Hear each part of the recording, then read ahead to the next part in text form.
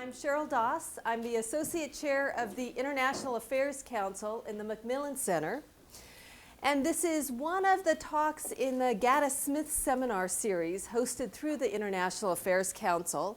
This series was started in 2004, and it provides an opportunity for students to host speakers on campus. So all of the speakers in this series are people that have been invited and hosted and have had all the arrangements done by students who really wanted to bring someone to campus. The series honors Gaddis Smith, who's a retired professor of diplomatic history, and in particular, it honors his engagement with students over the many years that he was here, and also his gift for bridging academic and the policy arenas. The student today who is hosting this is Diana Chu, who is a first-year student in the master's program in international relations.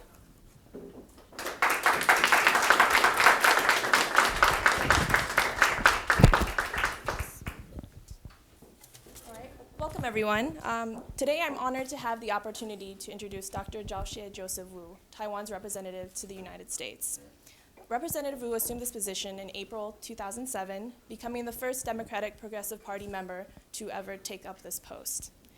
The upcoming Taiwanese presidential election is scheduled to take place on March 22, 2008, making them only the fourth direct elections to ever take place in Taiwan since political parties were legalized in 1986. In my opinion, these elections are important and probably some of the most important in Taiwan's political history. The future of cross-strait relations, US-Taiwan relations, and also both countries' relations with China are just a few of the topics Representative Wu will address today. In addition to a career in public service, Representative Wu is also a highly respected scholar. He graduated from National Chengchi University, one of Taiwan's most prestigious universities, with a bachelor's degree in political science in 1978. He went on to obtain a PhD in the same field from Ohio State University in 1989. Upon returning to Taiwan, Representative Wu held a number of academic positions at his alma mater, including chairmanship of the First Division of the Institute of International Relations. In 2002, he began his government career as Deputy Secretary General to President Chen Shui-bian. Since then, Representative Wu has served as chairman of the Mainland Affairs Council and is now Taiwan's representative in Washington, D.C., which is not Taiwan's easiest post. After highly successful careers as both a scholar and government official, he will share his experiences with us today on the topic of Taiwan and its unique relations with the US and China. There will be an opportunity for the audience to ask questions at the end of the lecture, so please save your questions for the end. Now please join me in welcoming Representative Wu in honor of Gaddis Smith, whom this lecture is named after today. Welcome.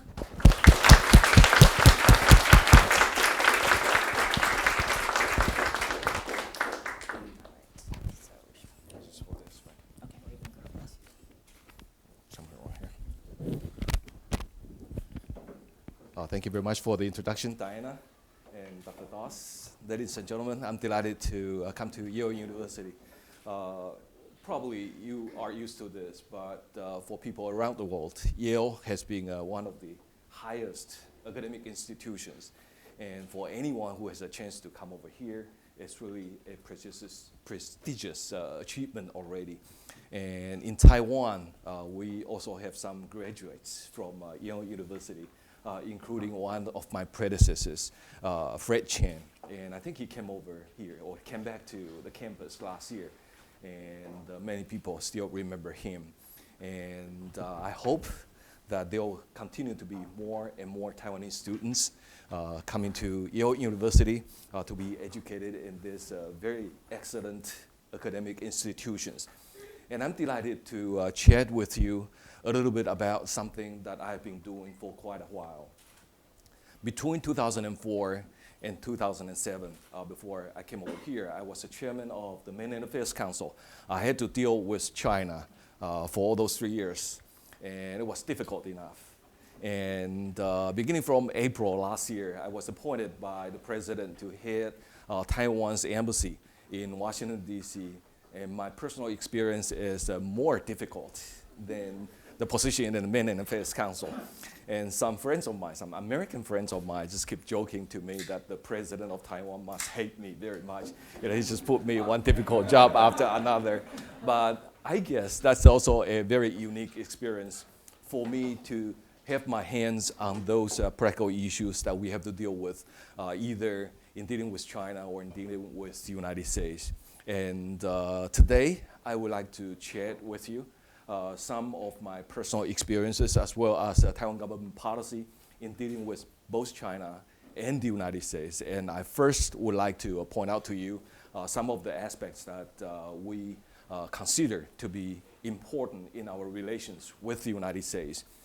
In the past few months, you probably read from the newspapers or saw from televisions that the State Department officials have been critical of Taiwan's government because Taiwan government was considering to hold a referendum with regard to Taiwan's membership in the UN under the name Taiwan.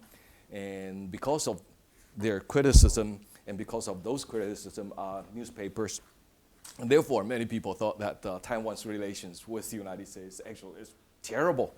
On the surface, it looks so because in the last press conference held by Condoleezza Rice, she, in her opening statement, had two countries mentioned by her. One is North Korea, and another one is Taiwan. And when she was talking about North Korea and the situation between the United States and North Korea and about the progress of the denuclearization issue, and she said that it's making progress.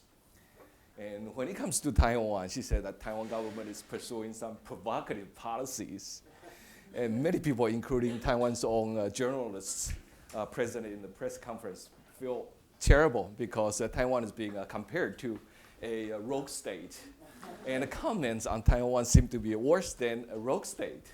So, it gives an impression that Taiwan-U.S. relations have been terrible. Of course, it's not all in Taiwan-U.S. relations that there's dispute in between the two sides concerning political issues. I can tell you that the Taiwan-U.S. relations actually are quite good. After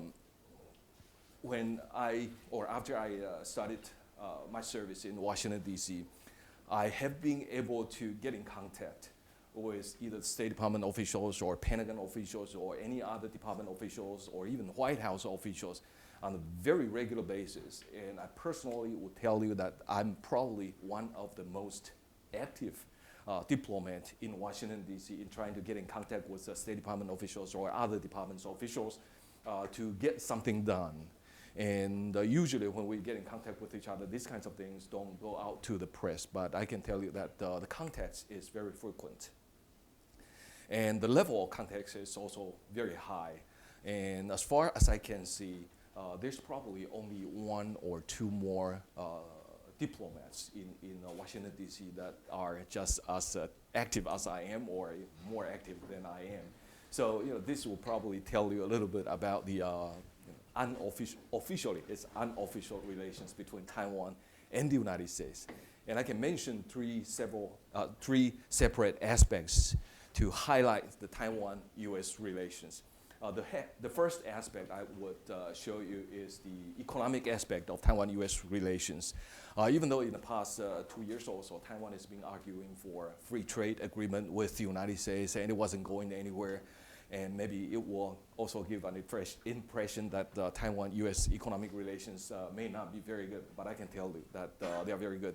And I can give you some figures to show you that Taiwan and the United States are engaged in very important economic relations. Taiwan is a small country, but Taiwan is the 18th largest economy in the world. And in terms of trade, Taiwan is the 16th largest trading power of the world, despite the fact that it's a small country. But for the United States, Taiwan ranked number 9 as a trading partner. And among all the goods trade with each other, I would say the agricultural trade is the most important. We are the number 5 buyer of American agricultural products. And we are very proud of this, that Taiwan, even though it's a small country, but we buy a lot of American agricultural products. And you probably want to ask, how much do we buy? All right, let me give you some poundage. We consume, on average, 484 pounds of U.S. corn per person per year. That's quite a lot, all right? And 180 pounds of U.S. soybeans, and 77.6 pounds of U.S. wheat, and on and on and on. And there's apples, strawberries, peaches, grapes, and beef, and pork. And these are all very important imports in Taiwan. And for the sheer number, as number 5 importer of American agricultural products. But since Taiwan is a small country, so if you calculate on per capita basis, Taiwan is the number 1 importer of American agricultural goods. And we like it because we think the American agricultural goods are high quality, and American agricultural states also like it, and they consider Taiwan as the most loyal customer. And we would like to continue that kind of relations. And of course, Taiwan is also a very important economic power that produces all kinds of high-tech products.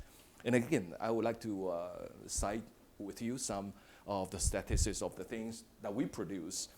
We produce 68% of computer chips, 83% of laptops, 73% of PDAs, 70% of LCD monitors, and also some 90% of motherboards and digital cameras. That is about 40%. And therefore, you can see that Taiwan is a very important producer in the high-tech area, and we also sell to the United States a lot of these high-tech products. Some of you might have a chance to visit Taiwan, especially to Hsinchu Science Park.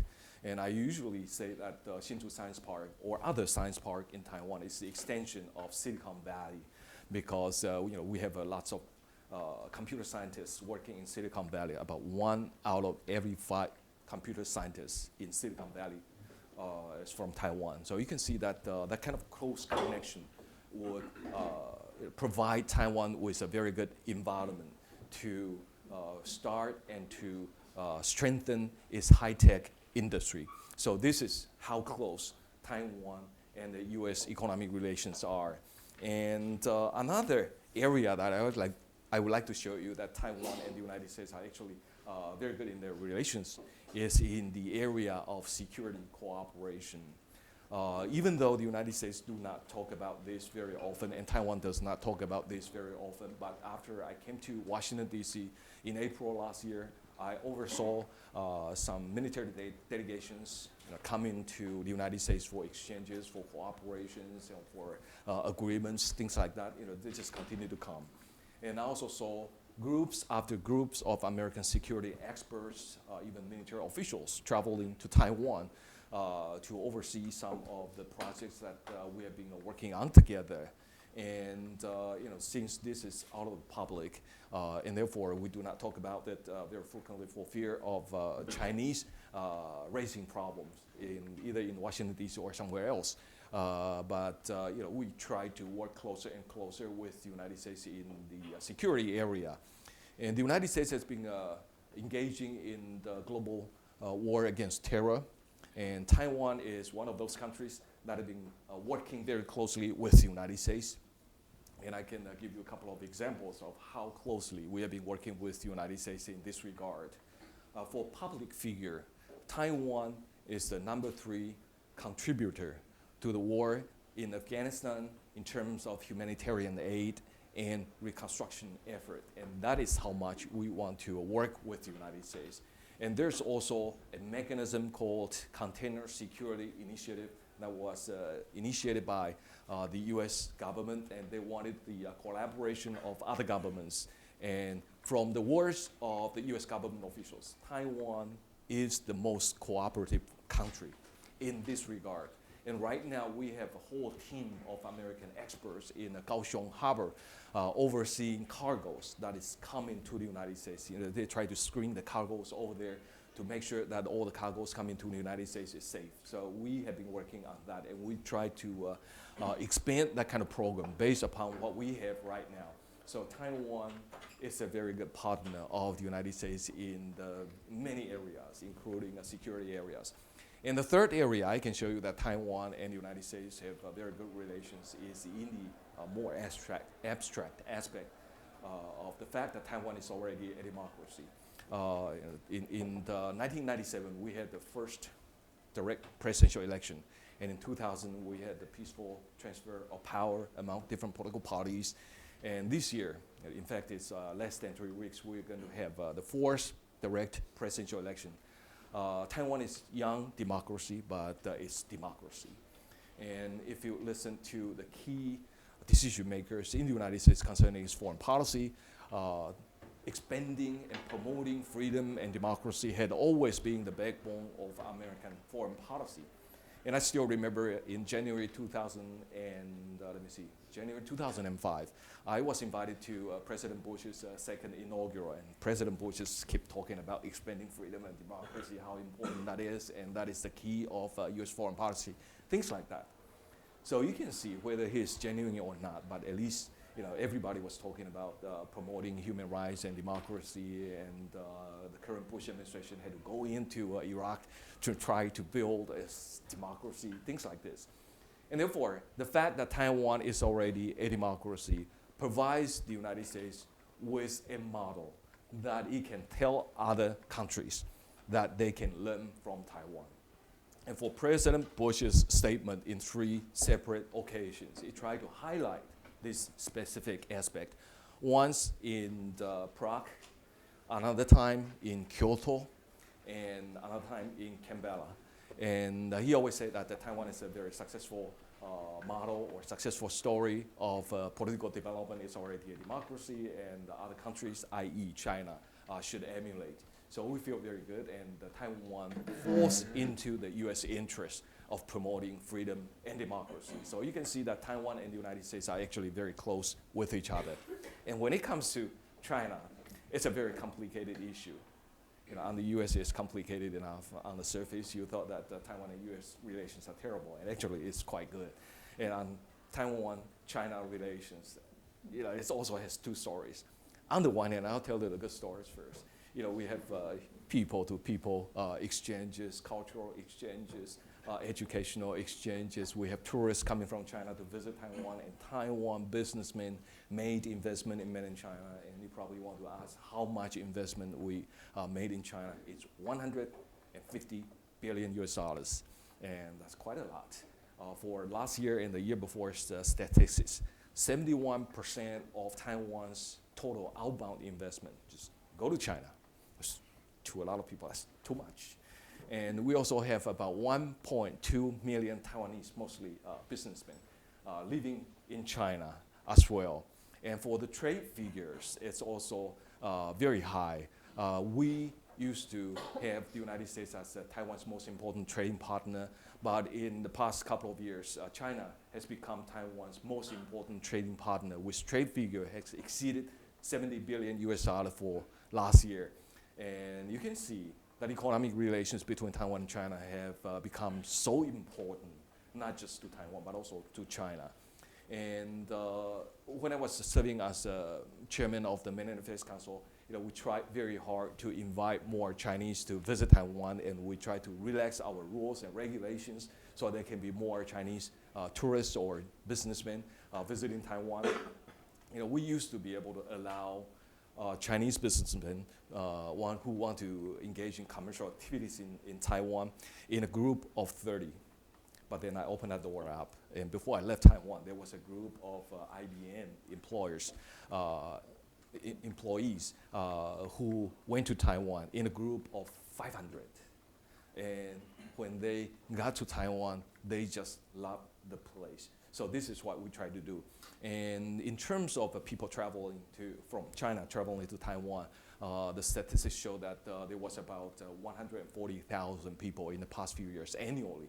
So that's quite a lot, but to me, that's still not enough. We want to open the door even further wider so that there can be more Chinese who have a chance to visit Taiwan.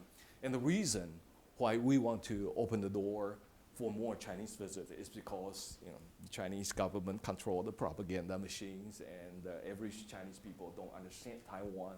And for them to have a first-hand experience on Taiwan is very important for them to know more about Taiwan.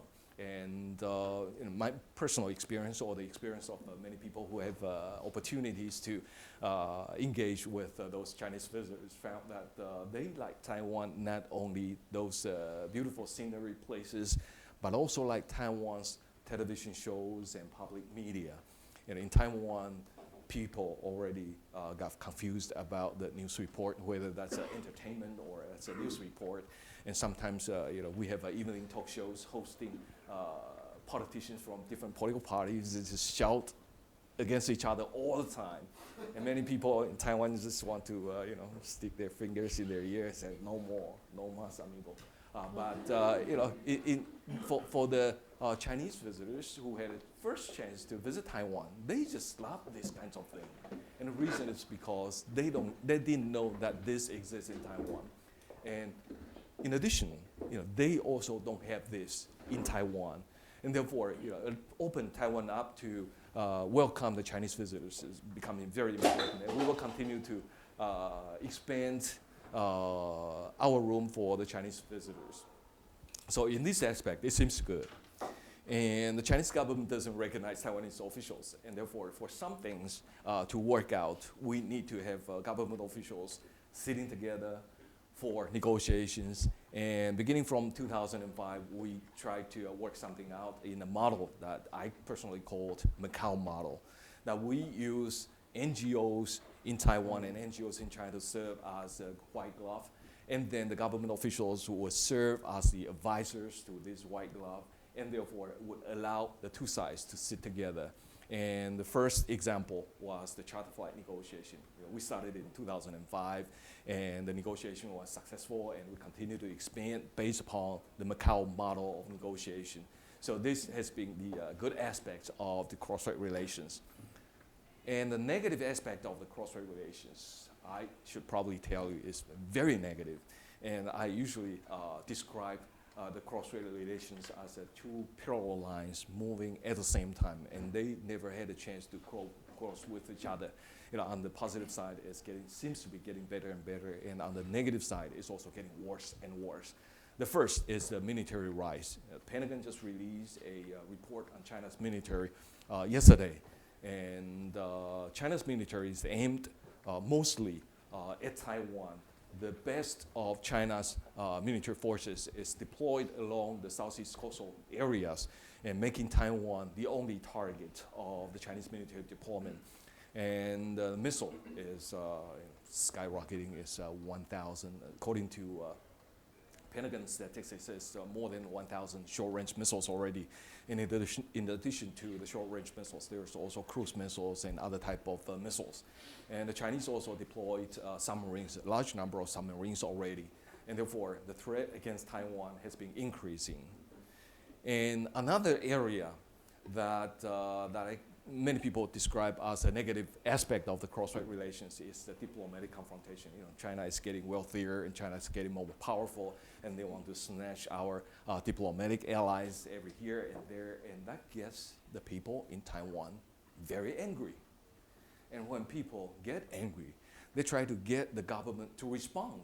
And of course, the cross-strait relations are not going to be very good. And other than the fact that the Chinese government tried to snatch Taiwan's diplomatic allies, the Chinese government has also been trying to keep Taiwan people out of international activities.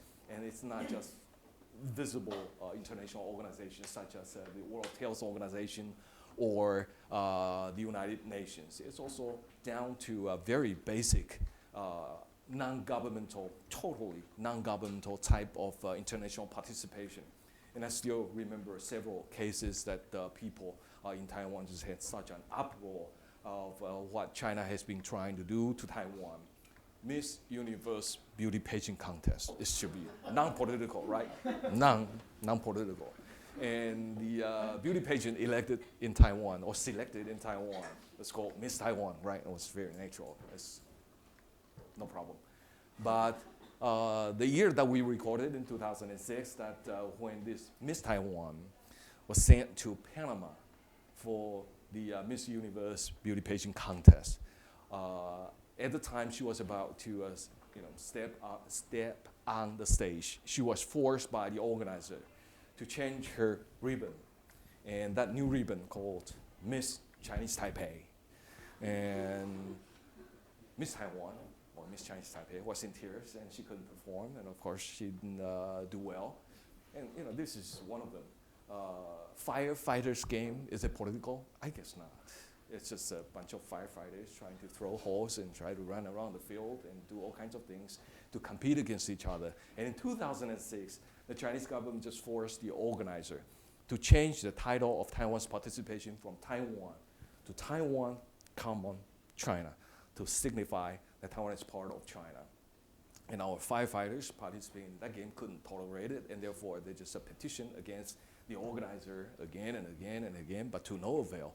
So they had to withdraw to protest. And these kinds of things just goes on and on and on. And I can mention to you some other things that you feel that that is totally wrong for China to do that. International hairstyling contest. International pigeon racing contest. Why on the earth would the Chinese government try to suppress Taiwan's participation in these totally non-governmental activities? Well, the Chinese government just continued to do that. And I have a whole list of them. I just don't want to exhaust all the list because it would take quite a lot of time. But you can see this has become one of the most important source of conflict in between Taiwan and China. And when the Chinese government is pressing Taiwan too hard, the Taiwanese government, of course, will respond. And of course, when that happens, the cross-strait relations will not be very good. But the sad thing to Taiwan is that when the Chinese government is squeezing Taiwan, nobody's reporting about it. But when Taiwan government say, hey, that's enough, we don't want to take that. And many people started to point their fingers in Taiwan and say, hey, don't say anything because that is going to make China angry. So this is a kind of relationship between Taiwan and China, the kind of dynamics that has been going on. And the relation's complicated enough, right? And we thought that if the United States can help Taiwan or other like-minded countries as being described as the State Department officials can continue to help Taiwan, we feel that we should be safe in our international participation. But unfortunately, the United States in the last few years seems to be in trouble itself. North Korea and Iraq and Iran and Darfur and many other countries. And because the United States has been caught in those crises, and very often the US government feel that they need to get the help from the Chinese government, since the Chinese government is one of the 5 permanent members in the Security Council in the United Nations. And that is natural. And what is not fair for Taiwan is that when they feel that there's a need for each other, or when the US government has a need for China to help the United States, Taiwan is being put the sideburn. And it's not fair to Taiwan people because the Chinese government seems to be engaging in the tactics to squeeze Taiwan further. Those occasions that I listed to you, that China has been trying to suppress Taiwan's international participation, started from 2005. It goes on and on and on until today. So this is a situation we face. So you can see that the 3-way relations between Taiwan, the United States, and China had become so complicated. And for us, it doesn't seem, there doesn't seem to be an easy way out for us. The United States will continue to be caught by Iran, Iraq, and North Korea, and Zimbabwe, and the Darfur, things like this, because it's a international power and it has responsibilities to deal with international issues. And at the same time, China is taking advantage. Of course, it will want to expand. It wants to grow. So China has been taking advantage, and its power has been growing and growing and growing. And at the same time, Taiwan is a free country, and therefore people have different voices. And Taiwan will continue to be pointed finger at as being causing some problems, things like this. So this is the complicated relations, and it's more complicated for us than for other countries. But I think there's also one thing that might link Taiwan, the United States, and even other allies of the United States in East Asia, Japan together, because the rise of the Chinese military power have become so threatening, not just for Taiwan, but also for other countries in the region like Japan and the United States. And therefore, there is a potential for the 3-way security dialogues to upgrade, to expand, things like this. So in the future, what Taiwan government is hoping for is that there can be more talks in between Taiwan government and the Chinese government, so there can be more understandings, more mutual understandings, more mutual trust, so the misunderstandings or conflict in between Taiwan and China can be alleviated. And we have been proposing all kinds of issues to be negotiated, and even though there was only 2 issues that the two sides have some preliminary achievements, i.e. charter flight issue and tourism issue, but we have a whole array of issues. We hope that the Chinese government can think about talking to Taiwan, and I think it's our hope. And it's also the hope of the American government. It's also the hope of the Japanese government, along with other governments, that the cross-strait relations can improve. And at the same time, I think it's also the hope of the Chinese people. I'm not talking about the Chinese government because they always say something else, but I think the hope of the Chinese people is that Taiwan and China can live peacefully with each other, and the two sides can open doors for each other. And that will require the two sides to have more opportunities to engage with each other more. And I'll stop here to take your questions. I know you must have lots of questions for me. Thank you.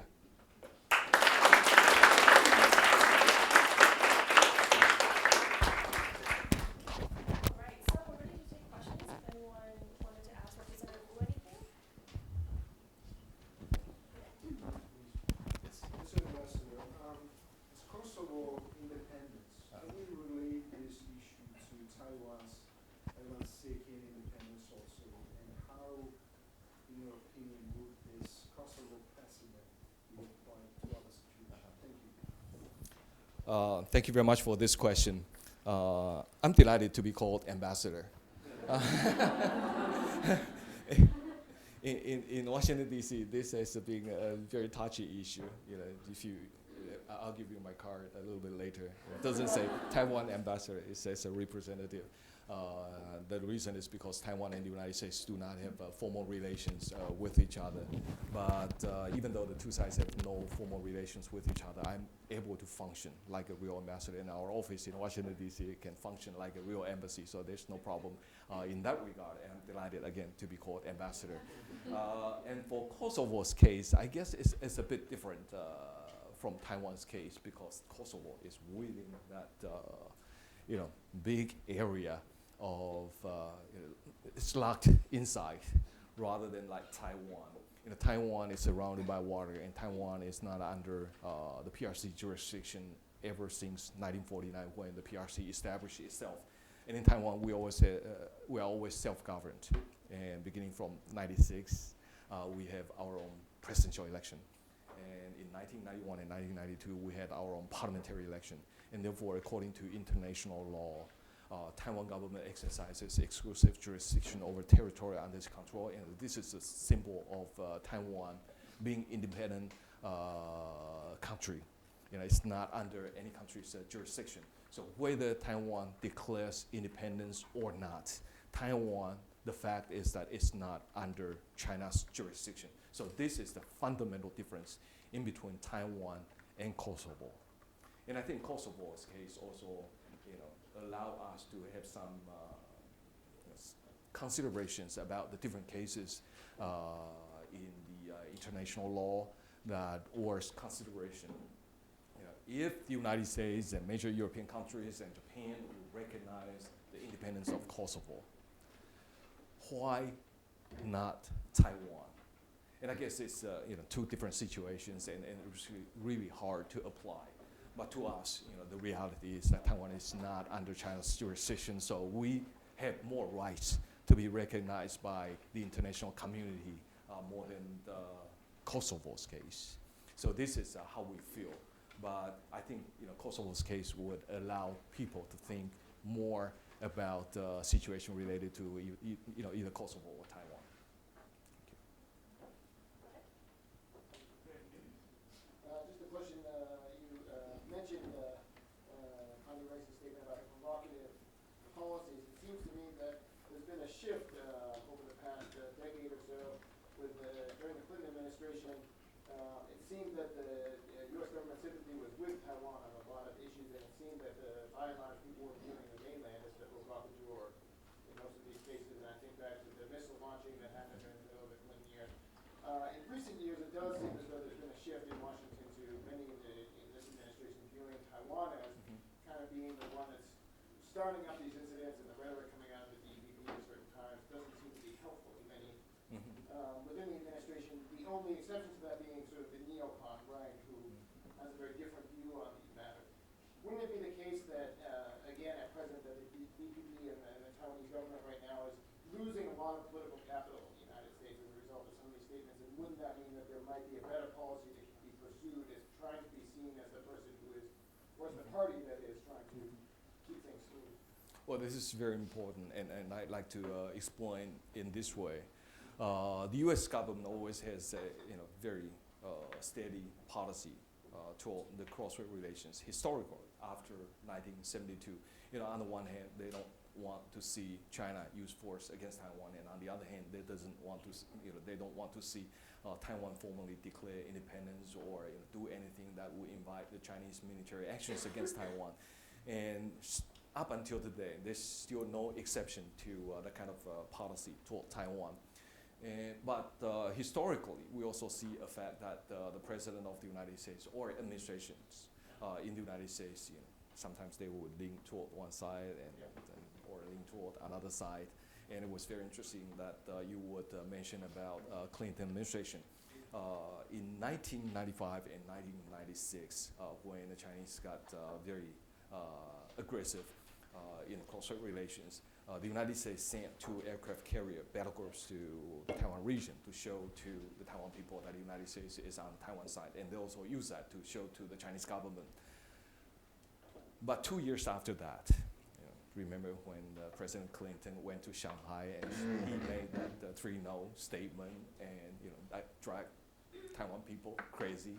And in order for him to redress that issue, he started to say that the future in Taiwan-China relations must be peaceful and needs to have the assent of the Taiwan people. And we started calling that the 4th pillar. So it goes back and forth in between these 2 lines of U.S. policy toward the cross-strait relations.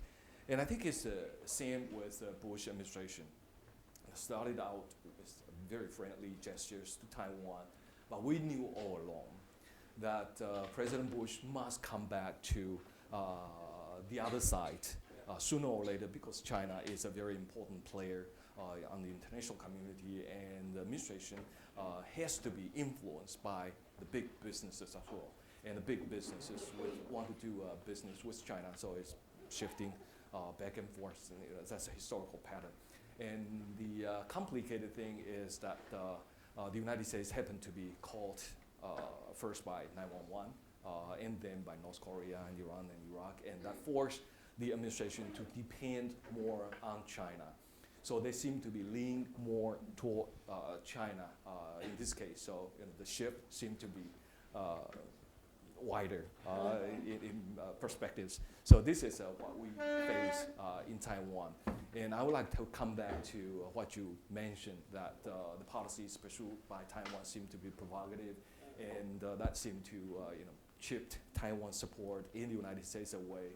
But I guess for Taiwan foreign policy makers, we simply could not find any other better alternatives to deal with the situation that China is getting more powerful and they've been squeezing Taiwan. For example, many people ask me, why should Taiwan try to go for referendum on the UN issue? Because that is not going to help Taiwan to enter into the United Nations. The fact that remains clear that China has more than 140 countries recognizing it, and Taiwan only has 23 countries right now. And whenever it comes down to a vote, Taiwan is going to lose it anyway. But the fact is that if we don't talk about the fact that Taiwan has been suppressed in its international participation by China, if we don't talk about the WHO issue, and if we don't talk about the fact that Taiwan has been excluded from the United Nations, or the fact that Taiwan is the only country that is not any part of the World Health Organization or the United Nations, we don't have any chance to have other people to talk about the rights of the Taiwan people. And I think for any democratic country to have a referendum is the most peaceful, most rational, most democratic way to allow people's voice heard. And this is what we try to do. We just want people to know that we don't want to put up with a situation that Taiwan is the only country that is being excluded from international politics and is being suffering because China had been squeezing. So this is what we try to do. And I'm sure when the United States doesn't have to deal with all these problems anymore, or when the United States have a new administration, they'll probably start out from a more friendly tone toward Taiwan. And of course, Taiwan is going to have presidential election very soon as well. And right now, many people just pointed at the current president in Taiwan as the only source of problem. And they just ignore all those structural problems that I mentioned to you as negative aspect of the cross-strait relations. So maybe after the presidential election in Taiwan, we also have a period that Taiwan-US relations can be better. Sorry for a very long answer for a very simple question. Thank you for your speech. In your speech, you talked about increasing the mutual understanding and mutual trust between Taiwan and mainland China. And as far as I know, that people in Taiwan are quite free to visit China and invest in China, while there were a lot of restrictions for Chinese citizens to visit Taiwan and even invest in Taiwan. So how would the Taiwan government improve the communication with the mainland China on Taiwan side? Right, thank you very much for that question. I think that's an excellent question. The source of mistrust very frequently comes from the words and deeds which don't match with each other. For all this time, the Chinese government's standard official line toward Taiwan is, I always love to do this. Whatever is good for the Taiwan people, they'll try to do it and they'll try to make it successful. That's their official line. But what many people in Taiwan see is that our room of international participation, which is very important for Taiwan, is being squeezed further and further and further. And the Chinese government is deploying more and more missiles, more and more submarines geared in Taiwan. And therefore, people see different pictures and different kinds of activities that Chinese government is doing toward Taiwan. And that creates confusion. And that creates mistrust and misunderstanding. And at the same time, maybe the Chinese look at Taiwan as the same way. In 2000, President of Taiwan says that as long as China doesn't have any intention to use force against Taiwan, Taiwan is not going to declare independence, things like this. But in 2002, Taiwan President suddenly declared that Taiwan and China are two countries on each side of the Taiwan Strait, and that got many people on China or in the United States very nervous. It equates that statement as a declaration of independence. So things like this will continue to fuel misunderstanding or conflict or elements of conflict in each other's consideration. But for Taiwan government, we have been sending out goodwills to China ever since May 20th, 2000, and in July 2002, the Chinese government would just humiliate President Chen for something that he felt that he's been so gracious in offering goodwill gestures to China, and that turned him around and said maybe we shouldn't give up those kinds of goodwill gestures anymore. So this becomes another source of the Chinese misunderstanding toward Taiwan. And as I said, there needs to be more people-to-people contact, especially those people who are intelligent enough or influential enough to influence more people. And we try to invite more Chinese to visit Taiwan, students, academics, or businessmen, or even tourists.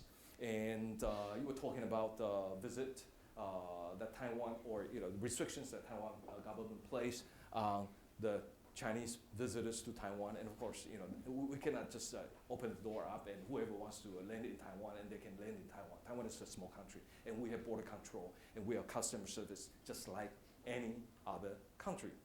And since the two governments are not talking to each other, for those people who want to visit Taiwan either for commercial activities or for other purposes, they need to get entry visa from Taiwan government.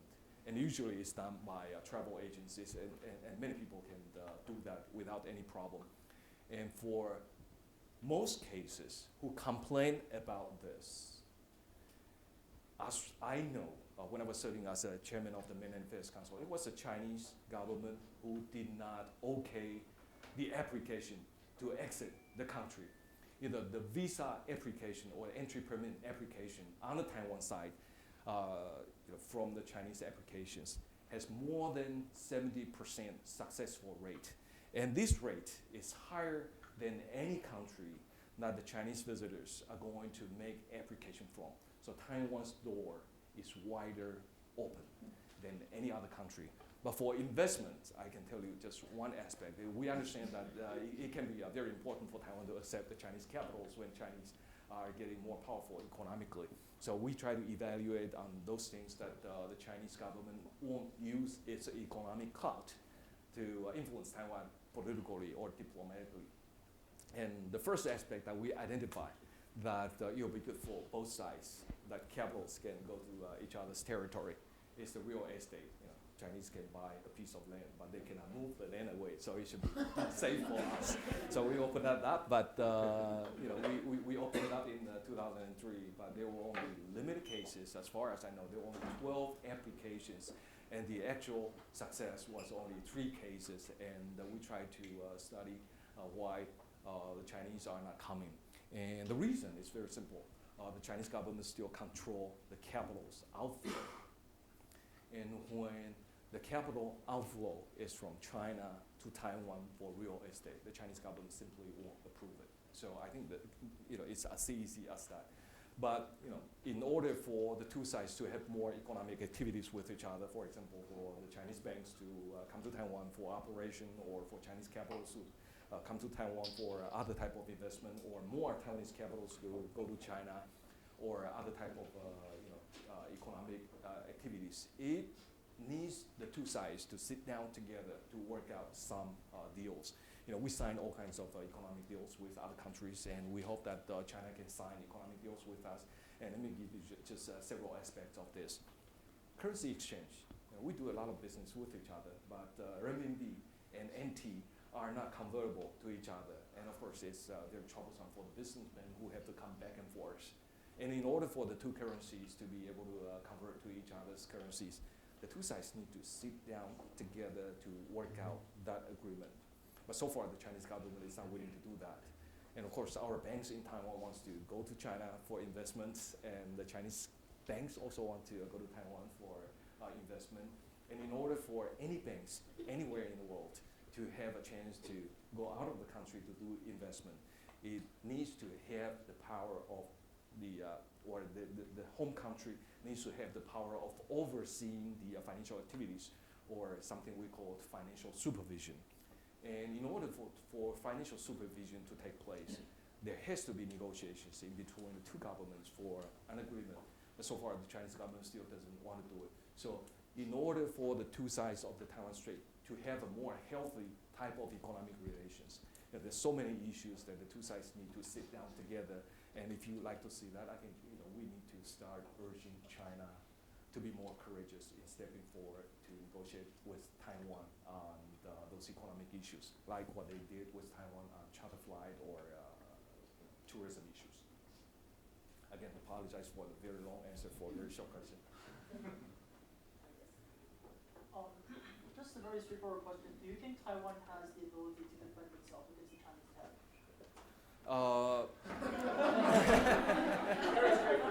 Very straightforward question. And I used to be trained as a political scientist in American academic institutions. And for political scientists, even though the question is very simple, and we always come up with a very complicated and very comprehensive type of answer. And for this question, what I can say is that the real test in war is war itself. There's no pre-war gaming can really tell what will happen. But in the cross-strait relations, I can tell you that China is becoming much more powerful nowadays than before. It has so many missiles, it has so many jet fighters, so many submarines. But in a real war situation, it may not be as simple as China lob its missiles at Taiwan and then send a bunch of people to take it over, and then Taiwan is gone. Now, it will never be that simple, because Taiwan also has power to counteract. We also a very strong Air Force, and we also have some other type of abilities. And remember, we had 4 Kit-class destroyers from the United States just a couple of years ago. In our gaming or our simulations, those 4 Kit-class destroyers proved to be very important in Taiwan's war scenarios with the United States. And of course, it's probably not Taiwan alone who is engaging in the combat activities with China. There will probably be other actors. So once war starts, it won't be that simple. I think we need to take Iraq as a very good lesson. When President Bush says that he wants to knock Saddam Hussein out, he could do that. But while we decided to see that the story is different, and therefore we need to keep in mind that the war may not be that simple.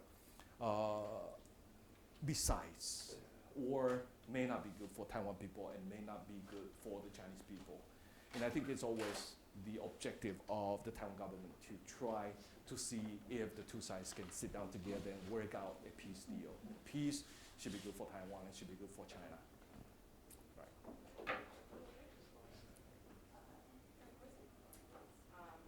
Thank you so much, Representative Wu, for coming here today. We really appreciate it.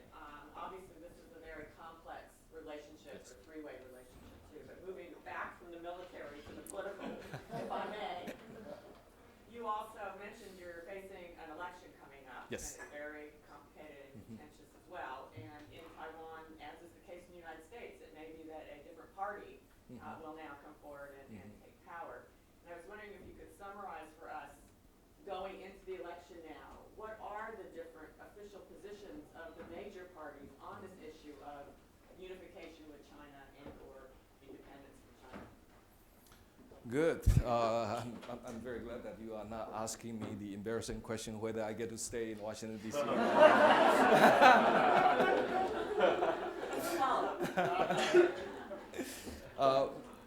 The two political parties are actually very different in their organization and their historical root.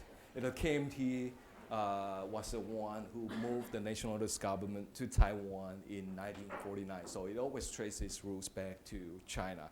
And it has its ideology based upon its traditional Chinese connections.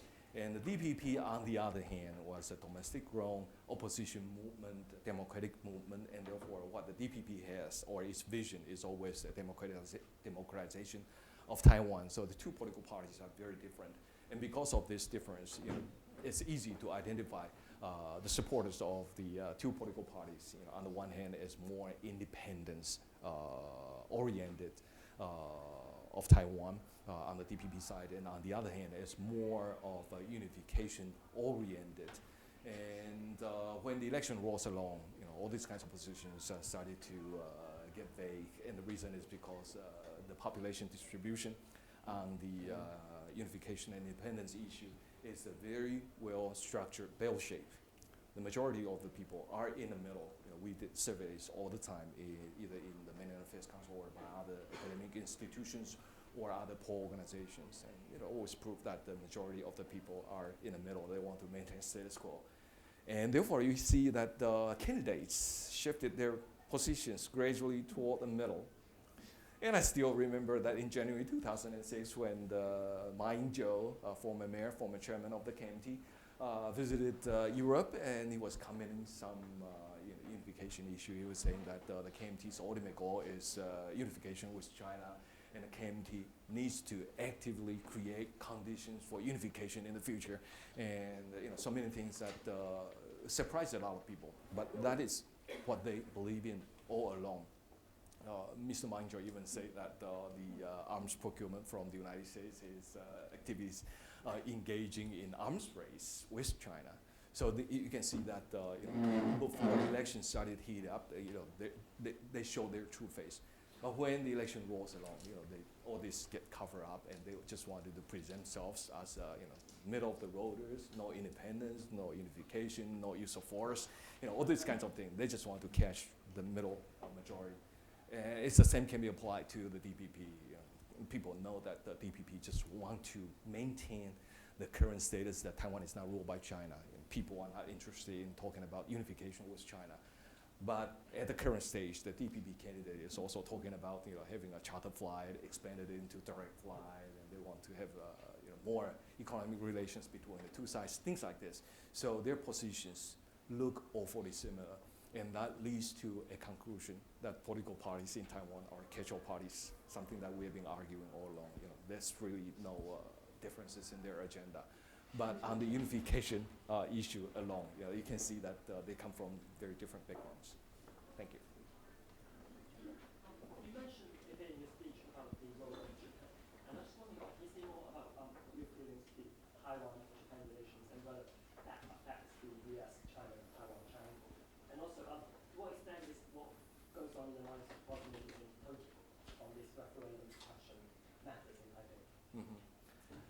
Let me answer the last part of your question first, because that is very interesting.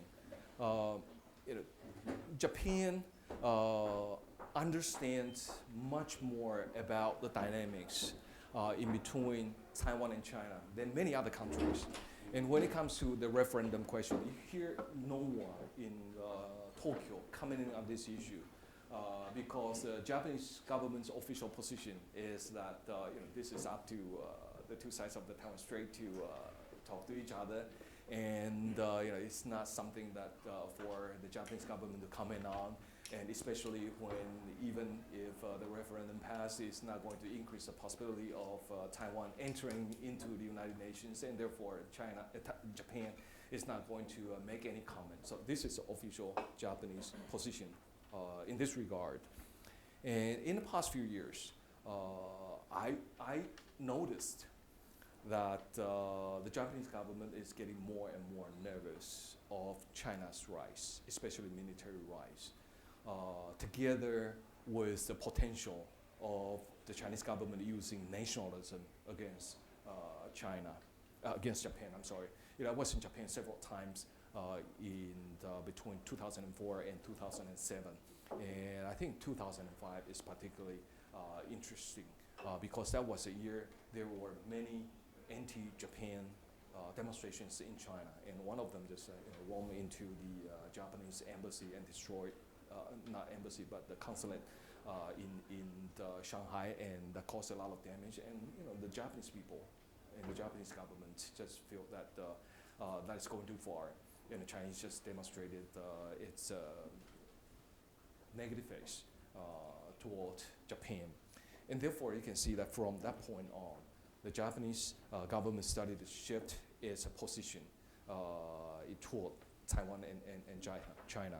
Started to encourage more Japanese tourists to visit Taiwan rather than China. And the Chinese tourists just not totally stopped, but it decreased significantly. And the Japanese started to have more dialogues with Taiwan, and we are having better relations with Japan ever since then. But one fact remains, even though the relations between Taiwan and Japan improves in the course of the last few years, but it doesn't lead to a situation where Taiwan and Japan can enjoy the kind of relations we enjoy with the United States.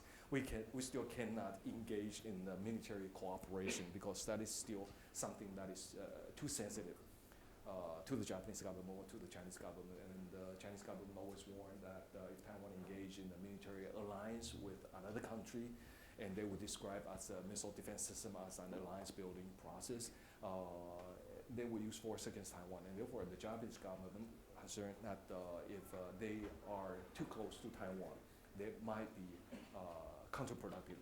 So they end in the political dialogues with each other. And so far, we enjoy very good political dialogue relations with Japan.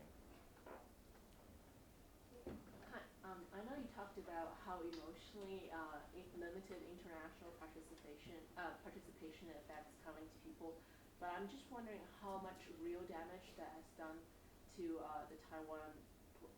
I guess it does a little more damage to political, rhetoric and independence than economy. But how much does it negatively affect Taiwan, other than the feeling of being, squeezed? That's good. That's a standard political scientist question. Want to know the detail, the exact type of things. And I'll try to answer in a political scientist way, try to cite you with some specific evidence so you understand that it's causing Taiwan tremendously. I remember in 2003 that there was a SARS that hits Taiwan, China, Singapore, Hong Kong, and many other countries. Because Taiwan is not a member of the WHO, and therefore the WHO couldn't send any expert to Taiwan to help Taiwan government to deal with the situation. So we were left alone to deal with the SARS crisis.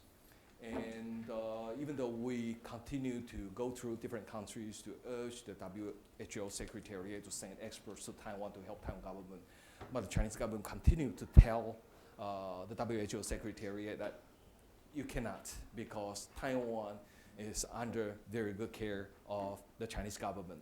So it continues to hold this position. So the WHO couldn't send any expert until there was a major hospital outbreak in Taiwan called Heping Hospital, Peace Hospital. And it's been broadcast live on Taiwan television, and people saw that the nurses and doctors were quarantined in the hospital. They opened up the window and said, "We want to go out, we don't want to die in here." And that created a national panic, and we thought that probably there's no end to this SARS crisis. And the WHO expert decided that they need to send someone to Taiwan. So that was the first time the WHO was engaged in contact with Taiwan. And despite the fact that the WHO wanted to send 4 experts to Taiwan, they got very clear instructions. I worked in the presidential office at the time, so I still remember it. The WHO experts sent to Taiwan had a very clear instructions from the WHO Secretariat that they should not talk to Taiwan health officials who were fighting SARS at the time. So you can see it's really costing Taiwan something, and the economic cost is terrible, and the psychological cost is even higher. I still remember that we had to wear masks at the time. We could not shake hands with each other at the time. The whole nation is in panic, and people were saying that we wouldn't have to face this if we were a member of the WHO. And I think the Chinese were not smart enough, or they are not considerate enough to the Taiwan people at the time when Taiwan was trying to fight SARS. There was WHO assembly in Geneva in May 2003. The Chinese government official says that the Taiwan people cannot get into the WHO. It's not legal, and it's not right. Things like this, and one official even turned around to a Taiwan news reporter and says that we care about you. So these kinds of things hurt Taiwan people, and I think it caused more than the physical damage on Taiwan. It's also caused rift in the relations between Taiwan and China, and of course that is incalculable. Thank you. Would you like to comment the dynamic development of Taiwanese image of Chinese, mainland China? With this regard, would you please highlight 3 generations, new generation and the generation in 20s, and the generation for those still in childhood. With regard to childhood, I heard probably more than 10% of newborn babies are kids of migrant families. So, would you comment the implication of this dynamic development to future China and Taiwan relation? You mean the new demographic composition of Taiwan? I mean the Taiwanese image of mainland China from generation to generation. I mean, obviously different generations have different marriages and stay in Taiwan. Yeah. Well, I think it's a natural way of development in the relations in between Taiwan and China. We don't discourage nor do we encourage the mixed marriages in between the Taiwanese men and the Chinese women.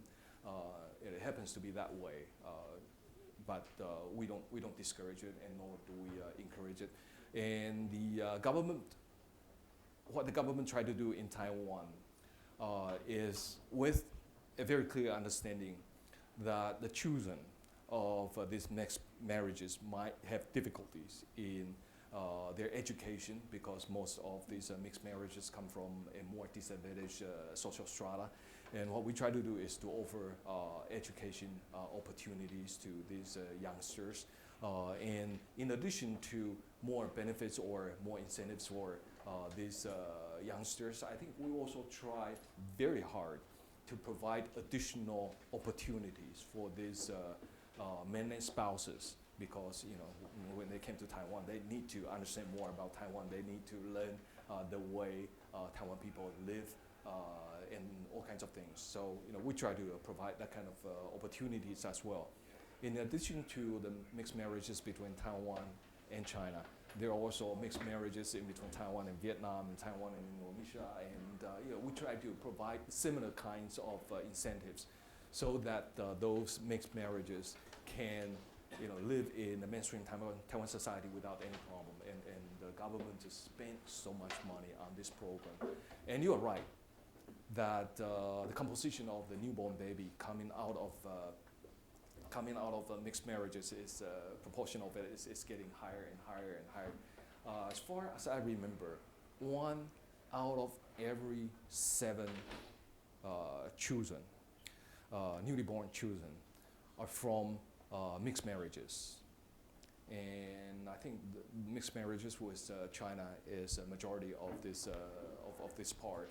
And by year 2010, 1 out of every 5 children were born out of these mixed marriages. But will it do any systematic change to Taiwan's political structure in the long run? I doubt it. Look at the United States. Look at New York. I just visited yesterday. Look at Texas or California.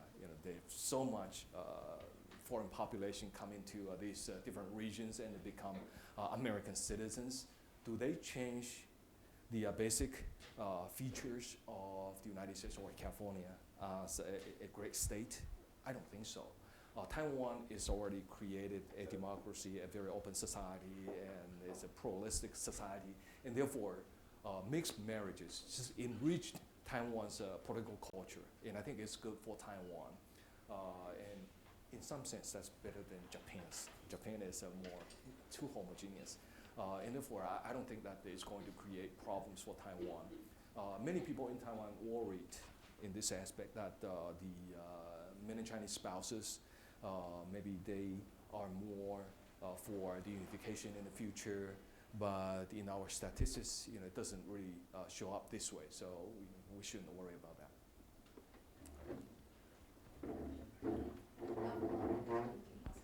Yep. So right now, currently, old politicians with 40 or 50 values are going out with the circle, and new politicians, younger generations are coming in. Do you actually observe any change of political atmosphere in Taiwan as a result of this incoming generation? What I observed in Taiwan is probably very much like the United States. We've been talking about recruiting younger generation into politics, but it's always a mixture of older generation and younger generation. President Chen, when he was elected, he was not yet 50 years old.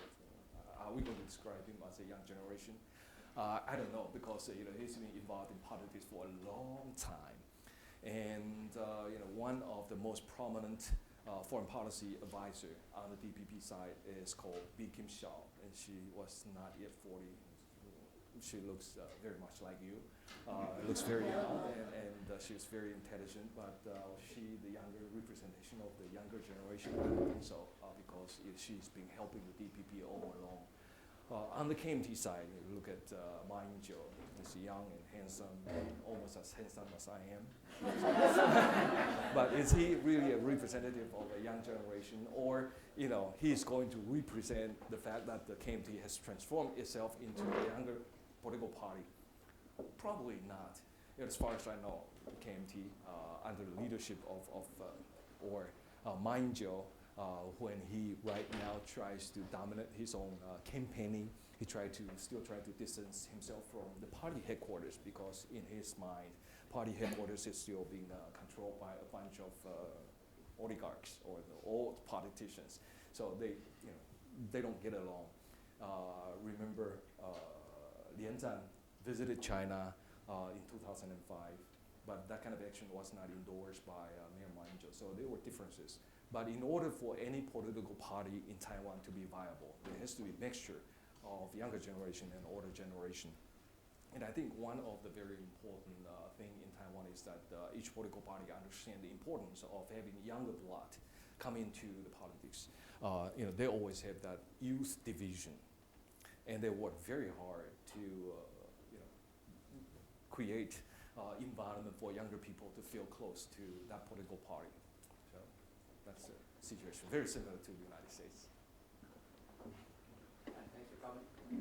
This might be too much to ask, but I wonder if for a moment you could take off your political or representative hat and give us your personal opinion of what you think will happen in 5, 10, 15 years to Taiwan. Not what you hope what will happen, but what you think will happen. I was just joking with some journalists in New York last night that in any open setting, I cannot have any personal opinion. Anything I say just represent the Taiwan government, but I'm more open than most of the Taiwan diplomats, and I'm willing to give you some of my observations. And these observations are just based upon my experience in doing academic research in Taiwan or doing Taiwan-China relations in between 2004 and 2007. The way I understand is that Taiwan is probably will remain the way it is because the developments seem to be more mature nowadays. There will always be two political parties competing against each other, or two camps competing against each other. And especially after the change of the electoral system in 2005 with the first election in January this year, I think the two political parties are here to stay, and it will remain this way for a long time to come. And especially with the KMT majority in the parliament, it becomes very difficult to change all kinds of the rules of the games anymore. So Taiwan, what you see nowadays, will probably be Taiwan, what you will see in 10, 20, 30 years. Taiwan will continue to be a democracy. Taiwan's economy, even though it might not grow as fast as China's or other newly rising economies, but I think Taiwan's economy will continue to perform quite well compared to other mature economies. So this is what I understand about Taiwan. But I think one of the more interesting aspect of this is, what is the cross-strait relations going to be like in 10 years, 20 years, 30 years? And when I was in the Millennium Affairs Council, people just asked me these hypothetical questions. I have the right to remain silent when I face these questions, but I always try to explore about this. And the answer is uncertainty. I'm not sure what it's going to turn out to be. And the uncertainty is associated with China's development. China is growing economically, that's fine, that's to everybody's benefits. But there are some certain problems associated with China's economic development because it's inequitable distribution. In the coastal areas, it's much better off than the inland areas, and the agricultural sector is suffering despite the fact that the commercial area is rising very rapidly.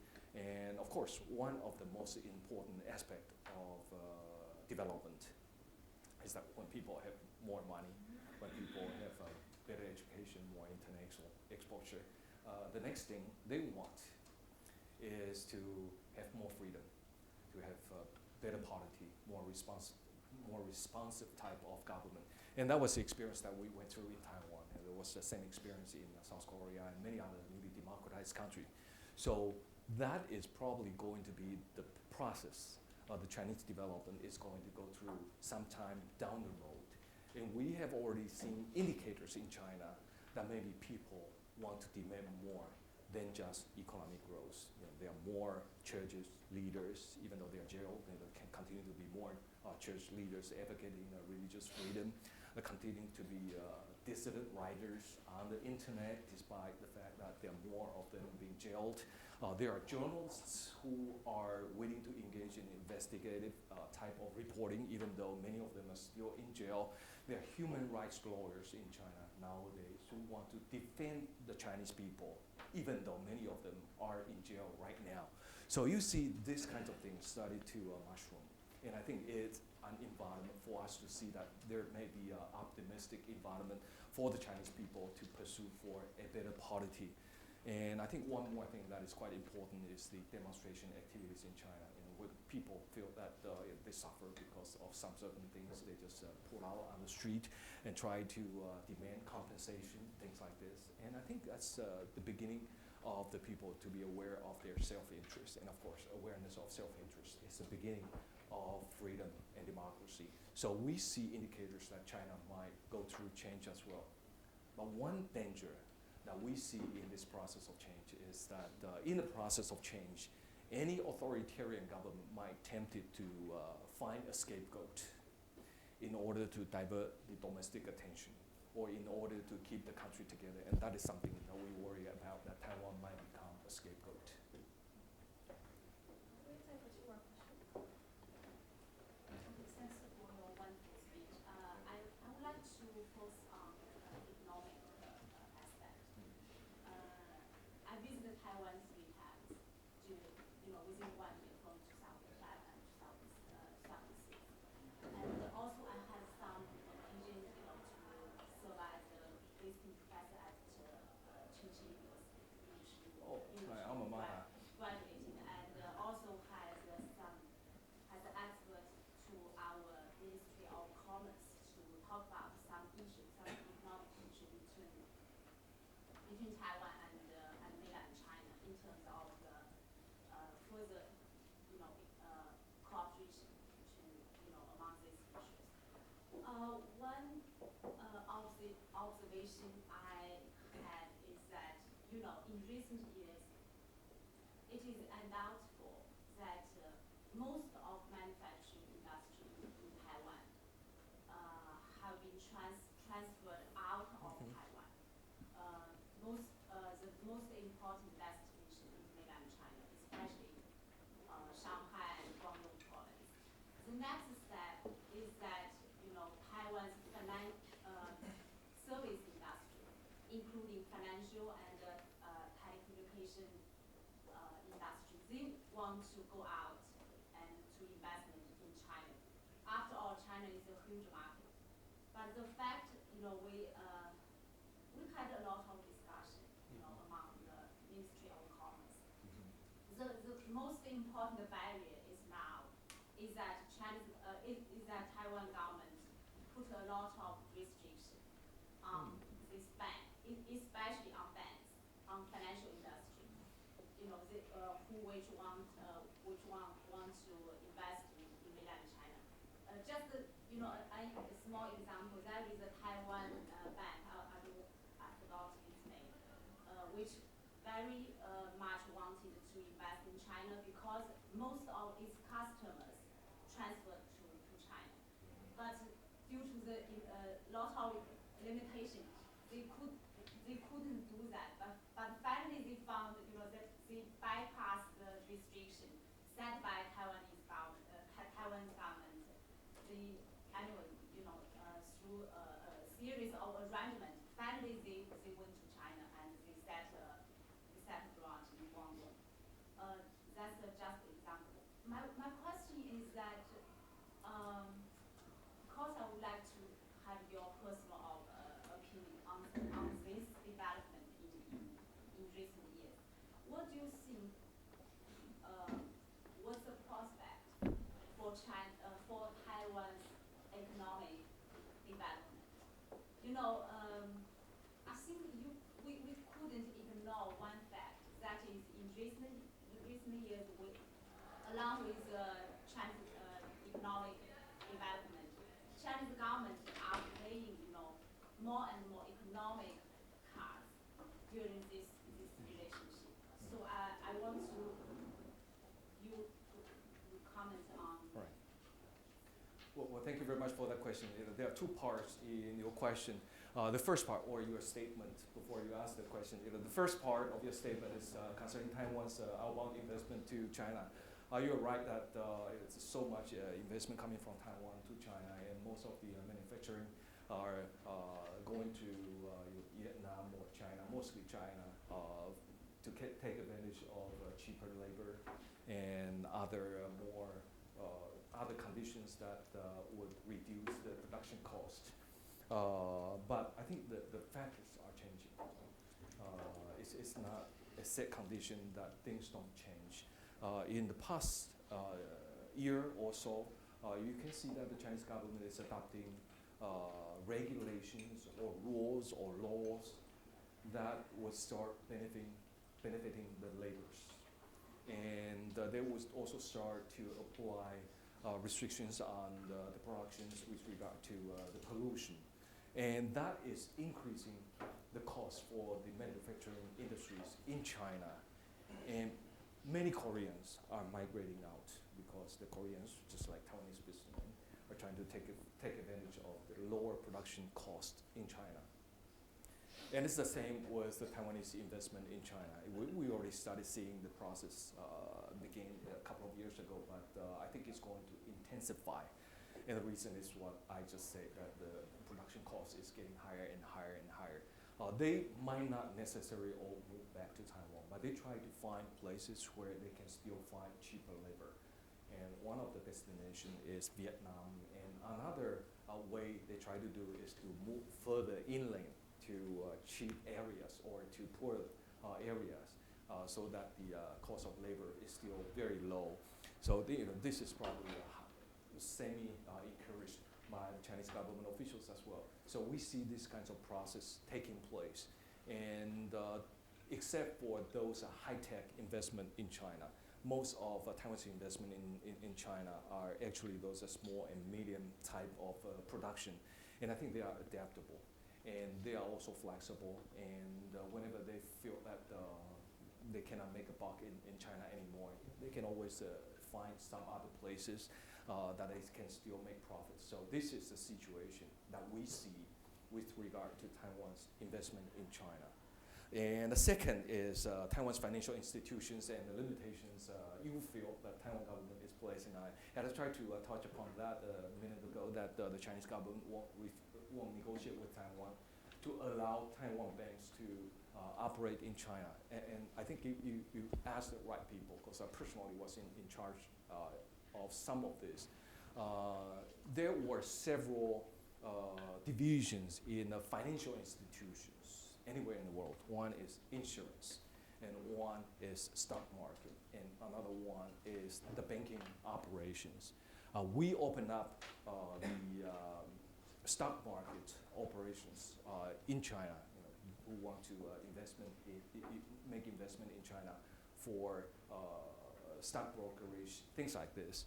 And they initially thought that Taiwan government is putting a hold. And when I came to the Mainland Affairs Council in 2004, that was the first issue I encountered with regard to the Taiwan investors who want to go to mainland China. And I say, well, there's no reason to stop you. Go check with the Chinese officials that the Taiwan government, under the leadership of Jaushieh, is now open the stock brokerage. So, the guy, the president of Taiwan Stock Brokerage Association, went to China and talked to the Chinese government officials and came back with some words that right now they want to, they want them to sign MOU with China to facilitate that process. And we said, fine, go ahead and sign it.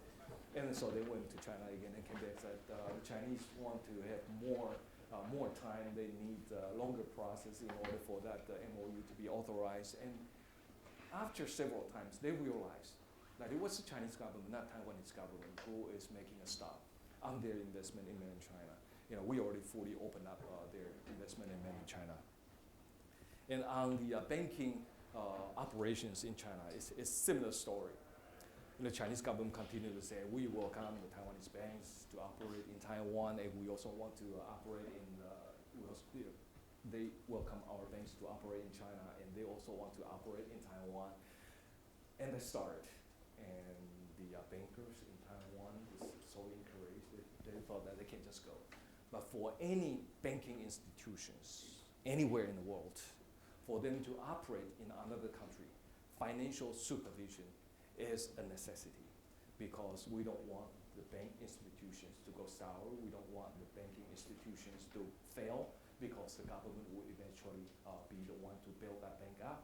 And therefore, financial supervision agreement is always being signed among different countries. Different countries signed that agreement with China. The only exception is Japan.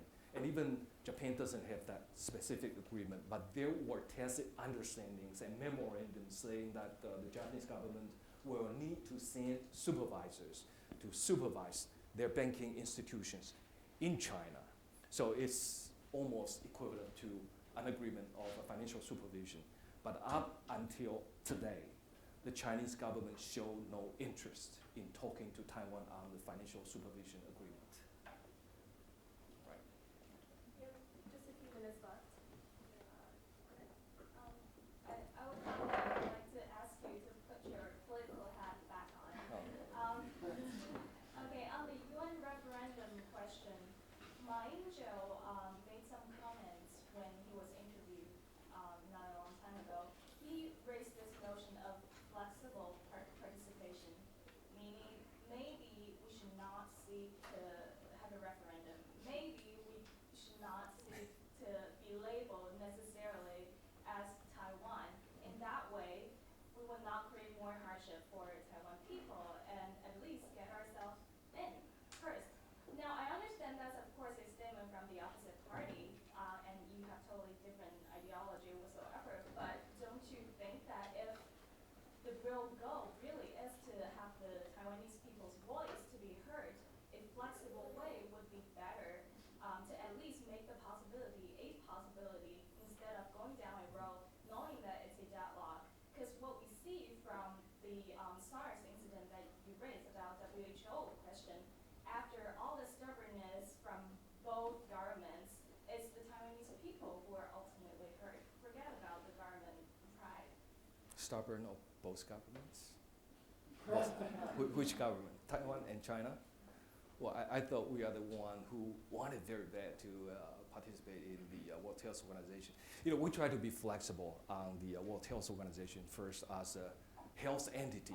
We try to play down the sovereignty part, and we don't try to apply as member.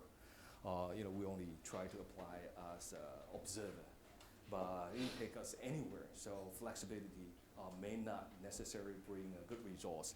And it's very interesting that you would raise what Mr. Ma was commenting on, that we need to be flexible, maybe this and that and that and that. But I think when it comes to the hard political decision, we need to raise something for the people to make a decision on. And do you know the referendum question proposed by the KMT side? We need to re-enter the United Nations under the name Republic of China or anything appropriate. And to me, that's not a referendum question at all. It's all inclusive. It covers everything. And therefore, there can be no answer, no to that question. So I think for responsible political parties, we need to show a way for the country to go. And I think for the DPP government, we have been trying for so many different ways in the past 7, 8 years, in our WHO participation or in our UN participation.